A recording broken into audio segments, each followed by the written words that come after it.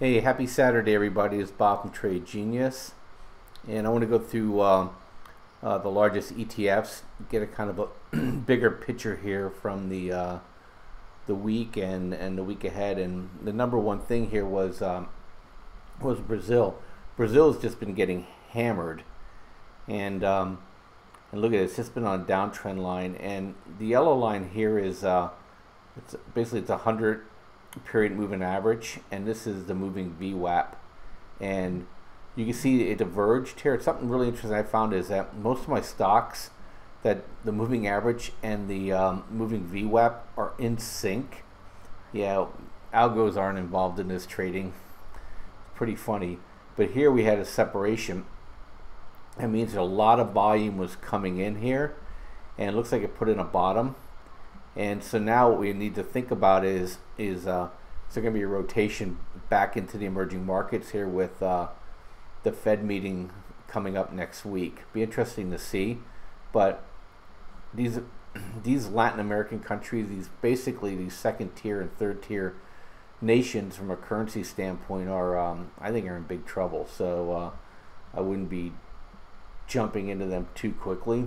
But look at that bottom and then a pop. And I think it'll get back up to here, and then probably look for it to fail again. And here's the emerging excuse me, here's the emerging markets, and they've just been dancing, not doing anything. And a lot of people are thinking that the emerging markets are going to outperform the United States market going into the second half of the year. And just to be honest with you, I mean, maybe that'll happen. You know, maybe the dollar will fall, but it sure doesn't look that way. You know, I think there's a dollar shortage. Debt's overwhelming the system, and I think this is the thing that the Fed will really have to think about, because if they keep pushing very hawkishly, I think they could bring the whole thing down. So we'll know next week.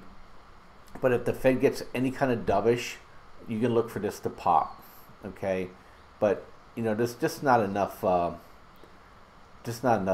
beta in this for me, or volatility in this for me to trade. So it's more just a FYI.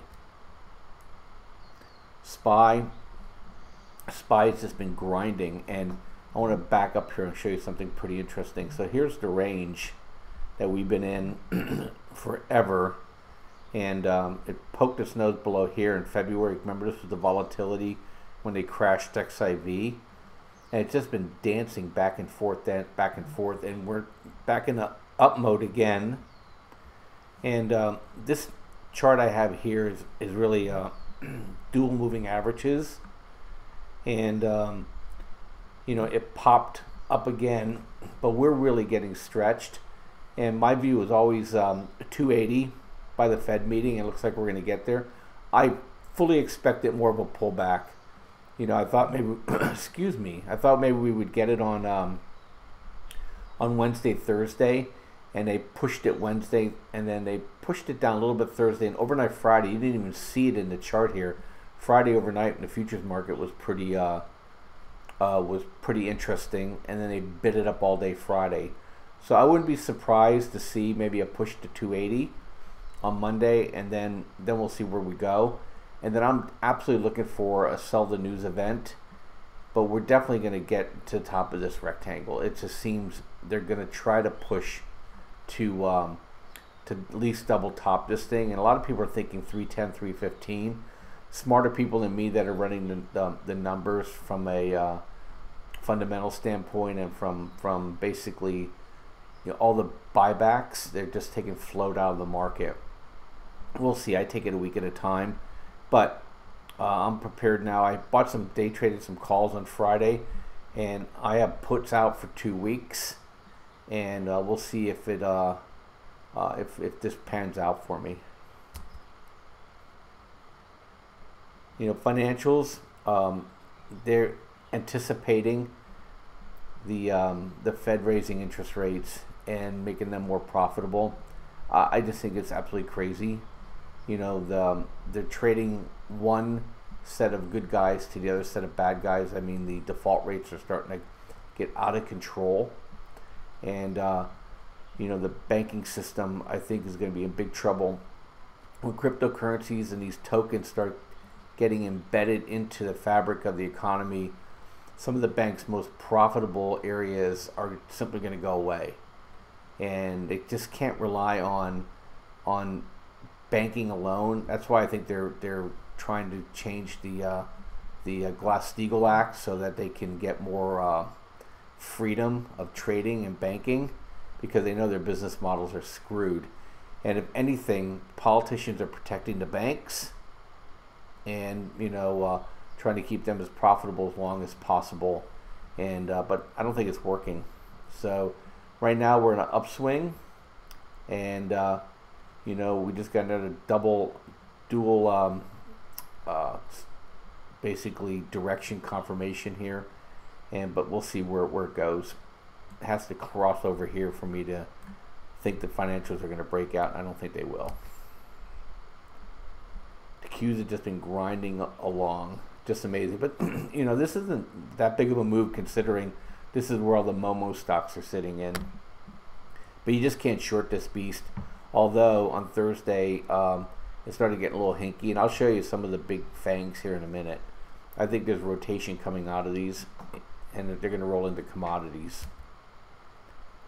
Okay, VXX has been a good trade. Thursday it backed up pretty hard. Didn't come down that far Friday considering the move, but the stock market started from a deficit, and it did all it could just to climb into positive territory.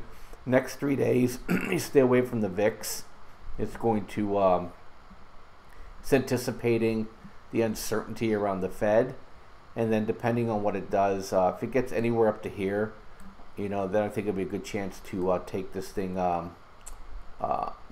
short again, and just keep grinding out, either sell call spreads against it, buy puts, or you can buy SVXY. I'll show you that one in a minute too.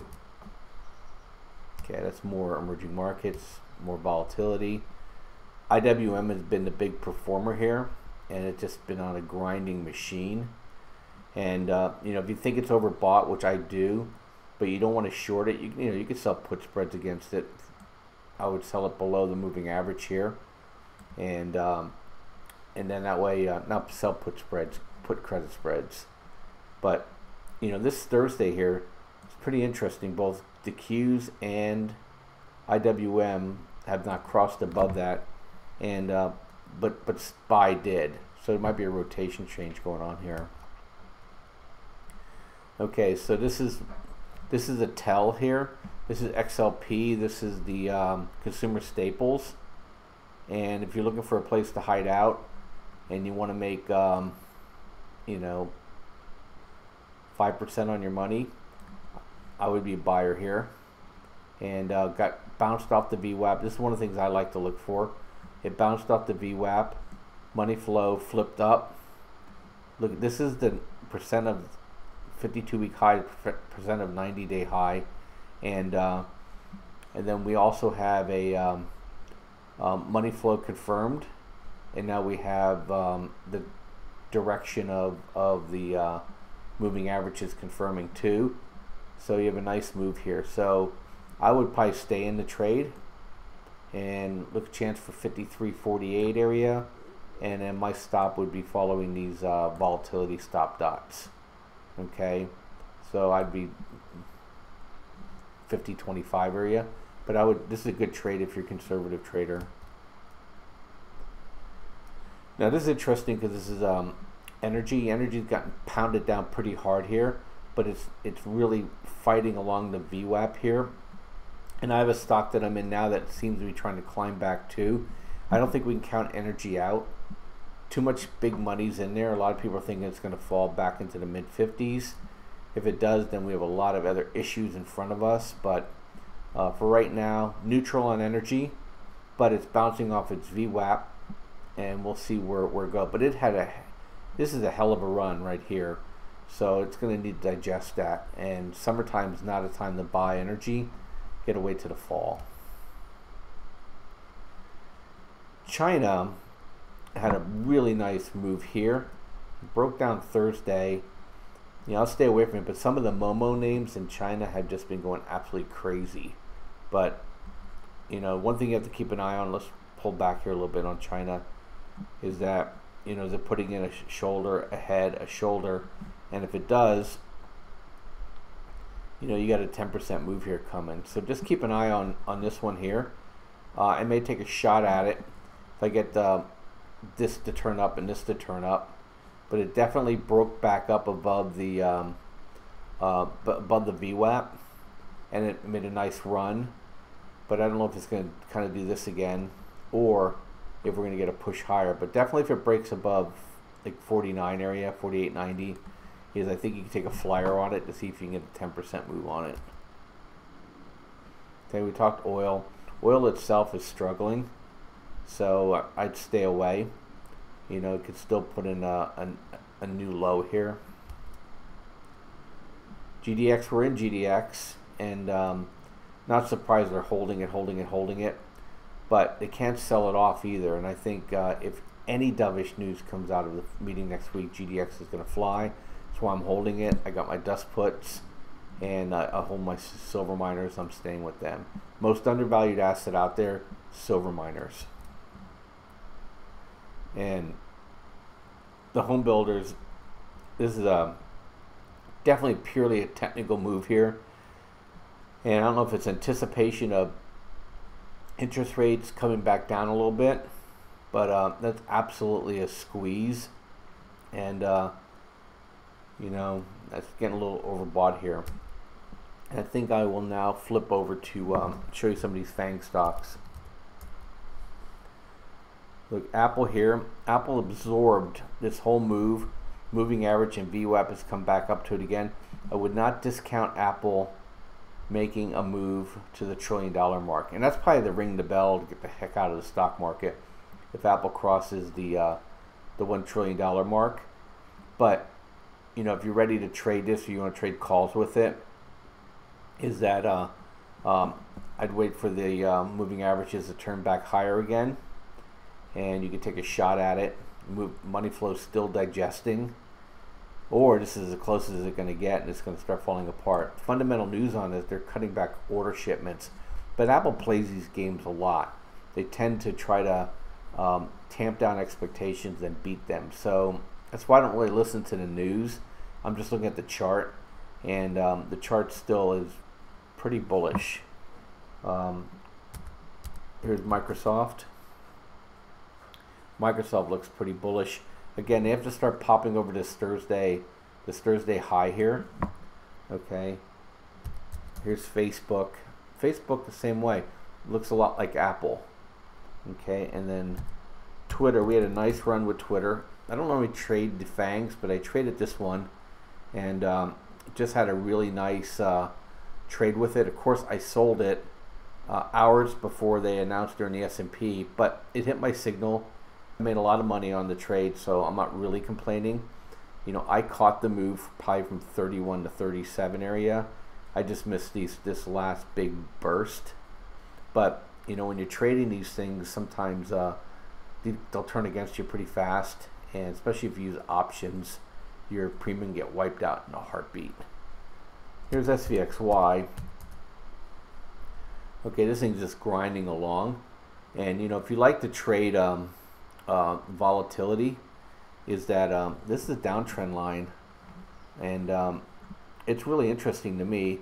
You know, I traded XIV forever, and I'm so mad how they screwed everybody over with that. So this is the one that remained. It's an ETF, but they cut the volatility, the leverage in half. So it's not nearly as fun to trade, but it's absolutely a reliable trade. And they've been knocking the VIX down. So you know, that just supports SVXY.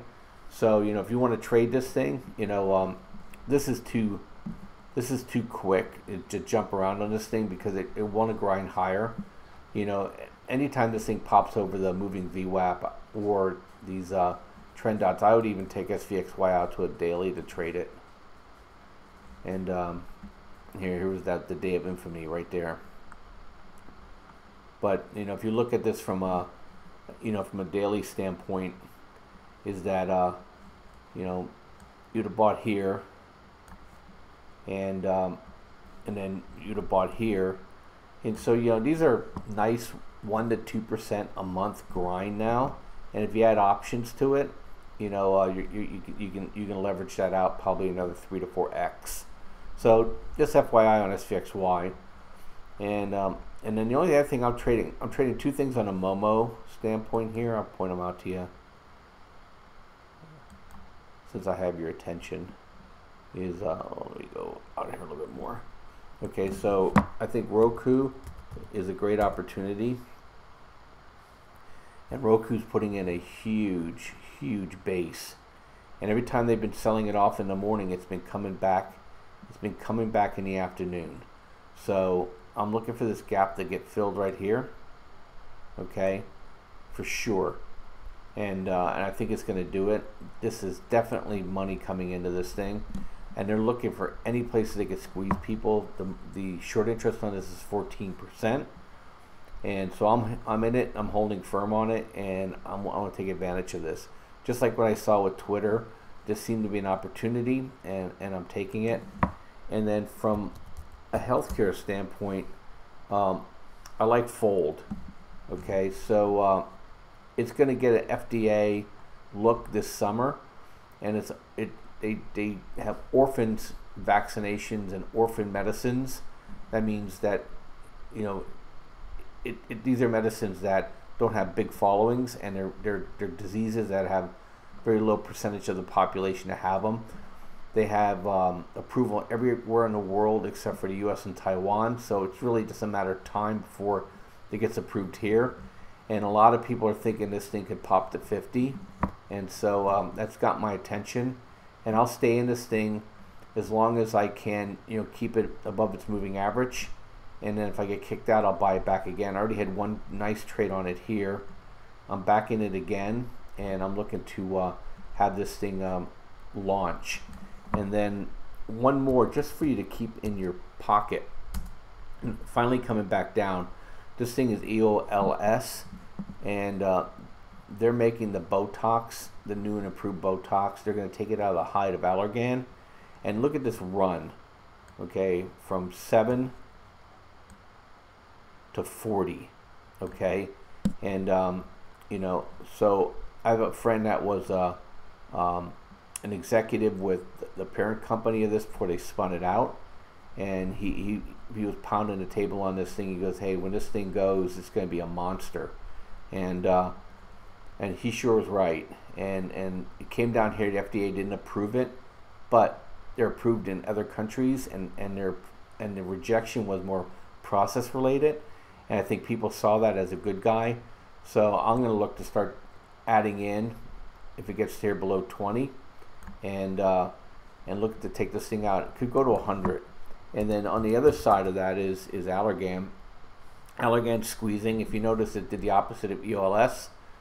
Okay, so they're squeezing Allergan up, and I'm absolutely going to short Allergan every time I get a chance to get it overbought, let that squeeze fade, because Allergan's business is Botox, and if they could take away share from Allergan, very profitable business, it's going to cause them great harm.